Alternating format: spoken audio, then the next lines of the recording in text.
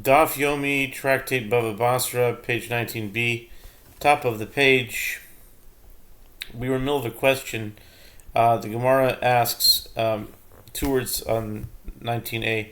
Namemra Dizraim. Is this to say that seeds, and now we're on 19b, that Sidatin Kam Mishtarshi, take root to the sides? In other words, the growing roots spread sideways and cause damage to walls.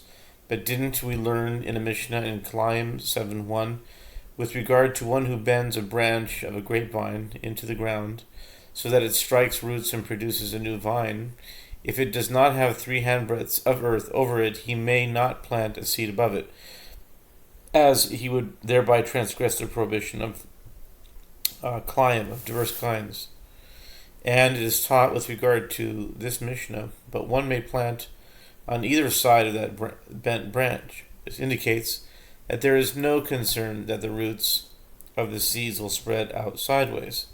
Rabbi Chaga says, in the name of Rabbi Yossi, the issue here is not that the roots will spread out sideways and reach the wall. Rather, it is prohibited to plant seeds near one's neighbor's property because they break up the ground and cause loose soil to rise up, which damages the foundation of the wall. The Mishnah teaches, and urine must be kept at a distance of 3 handbreadths from the wall of one's neighbor. Rabba Bar Chana says, it is permitted for a person to urinate alongside the wall of another, as it is written, and I will cut off from Ahab those who urinate against the wall, and him that is shut up, and him that is left at large in Israel. I don't understand why that's a proof. That means I will cut them off.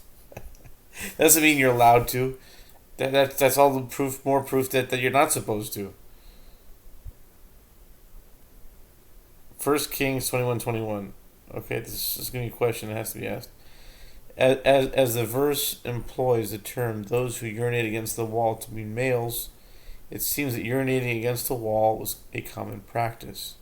The Gemara asks. It says, "V'hichrati la'achav mashin b'kir, v'atzur v'azu v'Yisrael." He says it's permitted for one.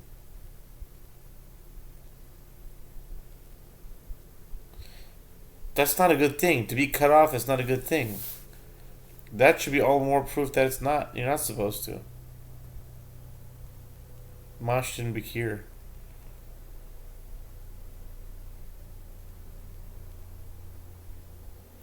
That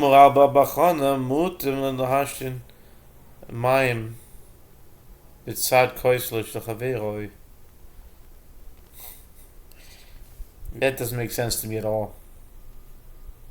I'm sorry, it doesn't make sense. The Gemara asks, but didn't we learn in the Mishnah that urine must be kept at a distance of 3 handbreadths from the wall? Mashtin Bekir.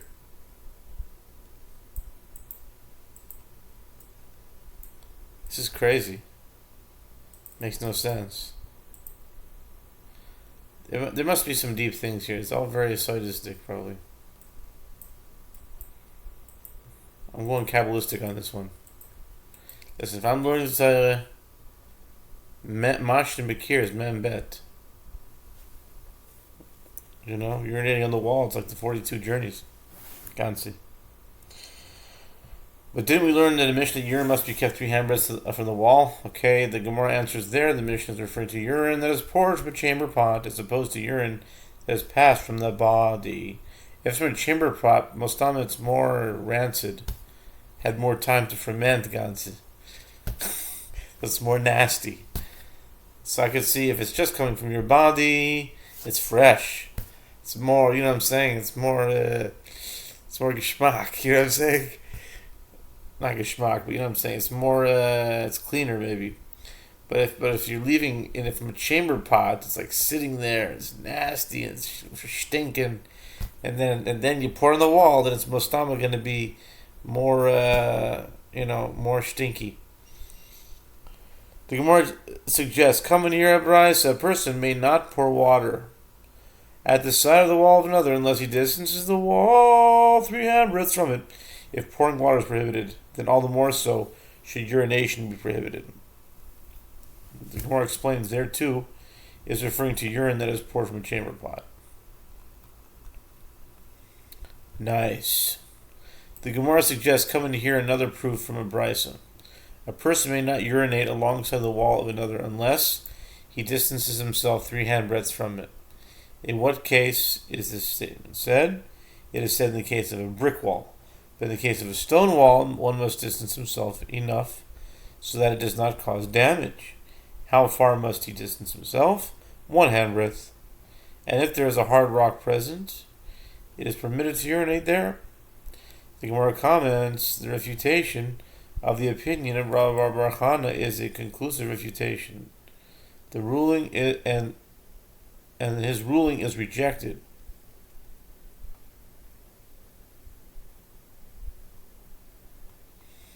His ruling is rejected. I don't even know how you can bring it up in the first place. The Gemara asks, but Rav Bar Chana stated a verse in support of his opinion. How can the Brisa rule counter to what is written in the verse? The Gemara answers, this is what it is saying there. In other words, the meaning of the verse is, I will not even leave Ahab something whose manner is to urinate against the wall. And what is that? A dog.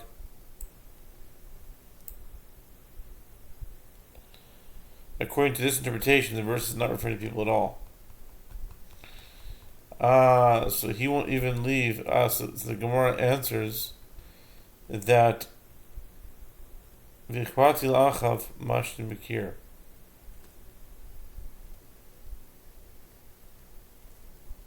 It's actually kind of interesting. So we're saying we won't even leave dogs over to Achav. But Rav Bar Chana thought it was people.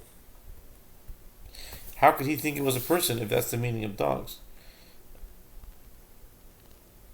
According to this interpretation, the verse is not referring to people at all. Wow. Okay. Amar of Tovi Bar Kisna, Amar Shmuel. Rabbi Tovi Bar Kisna says that Shmuel says a wafer does not reduce the dimensions of a window. Where did that come from? That was like the most non sequitur thing I've ever seen in my life. You're talking about Mashin Bakir urinating on the wall, and then you're talking about a wafer reducing the dimensions of a window. What's the shaykhis, man? What's the shaykhis? Rav Tovi Bar Kisna says that a wafer does not reduce the dimensions of a window. When a corpse or a significant part thereof is in one room, its impurity can spread into a room adjacent to it if there is a window of a certain size between the rooms. Shmuel states that when one puts a wafer in a window, the wafer is not considered an obstruction, so the size of the opening as relevant to this halacha remains the same. The Gemara asks, why discuss specifically this case? Why does Shmuel teach this halacha with regard to a wafer? Even a thick chunk of bread also does not reduce the dimensions of a window.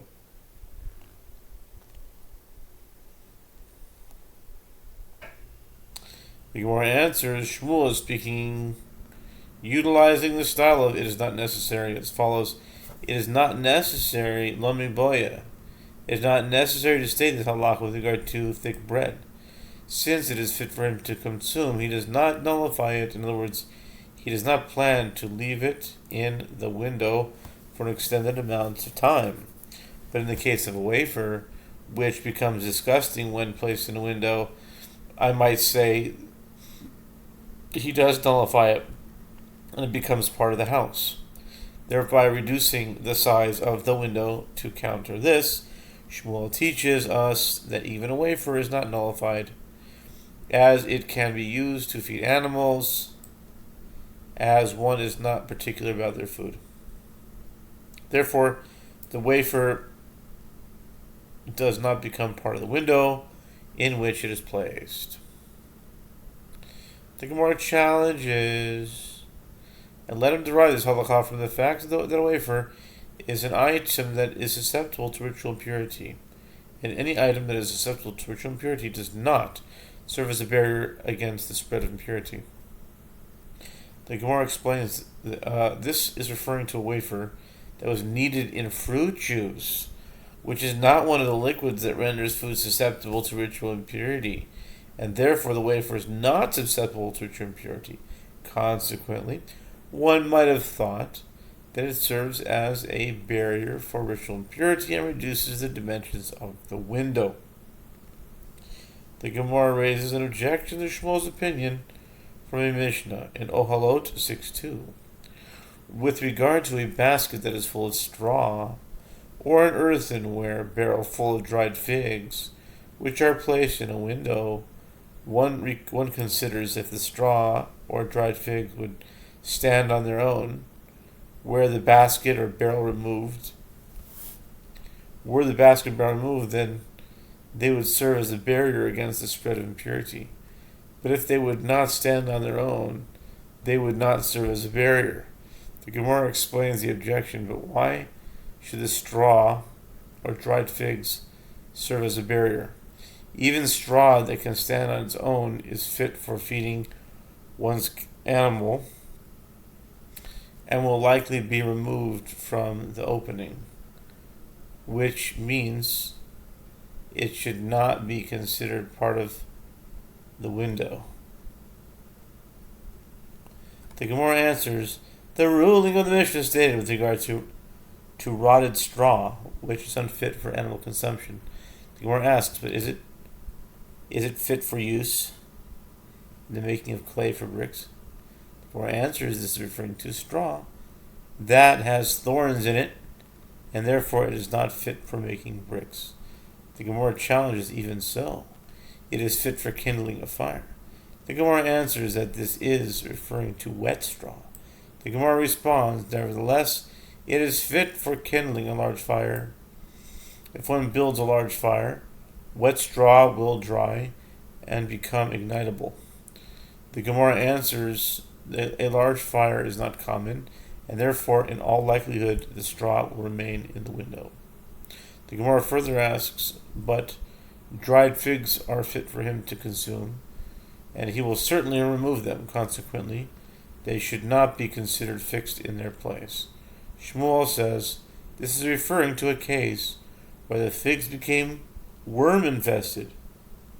And so Rabbi Baravu teaches, this is referring to a case where the figs became worm-infested.